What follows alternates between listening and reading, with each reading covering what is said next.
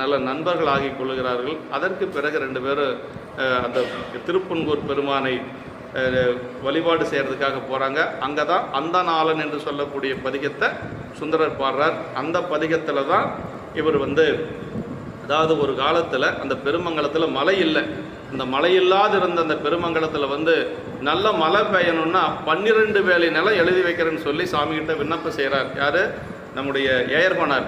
12 வேலி நிலத்தை எழுதி வைக்கிறார். மழை பெய்யுது. பெஞ்ச மழை நிற்கிறதே இல்லை, அப்படியே பெய்ந்து கொண்டே இருக்குது. மழை பெஞ்சா நிற்கணும் இல்லை, நிற்காதே மழை பெஞ்சா அது என்ன பிரயோஜனம்? அதனால நிறுத்துறதுக்கு மறுபடியும் 12 வேலி நிலம் எழுதி வைக்கிறேன்னு சொன்னதுக்கு பிறகுதான் மழை நிற்கிது.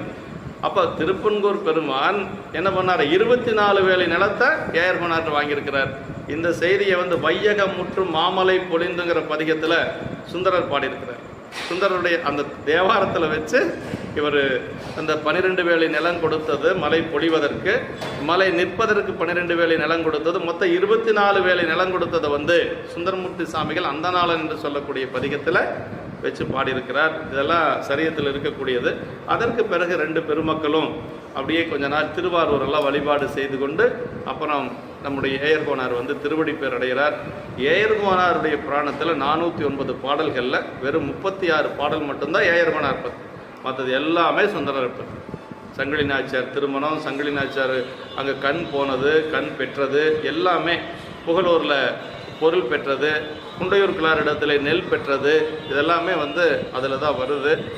இப்படியெல்லாம் ஏயர்கோனார் இன்னைக்கு அவருக்கு இன்னைக்கு சுவாதி நட்சத்திரங்களா? இன்னைக்கு என்ன நட்சத்திரம்? ரேவதி நட்சத்திரம். இன்னைக்கு ஆனி மாதம் ரேவதி நட்சத்திரம். ஏர்கோன் கலிக்காம நாயனார் நம்முடைய சுந்தரமூர்த்தி சாமிகளுடைய சமகாலத்தில் வாழ்ந்தவர். அவருடைய குருபூ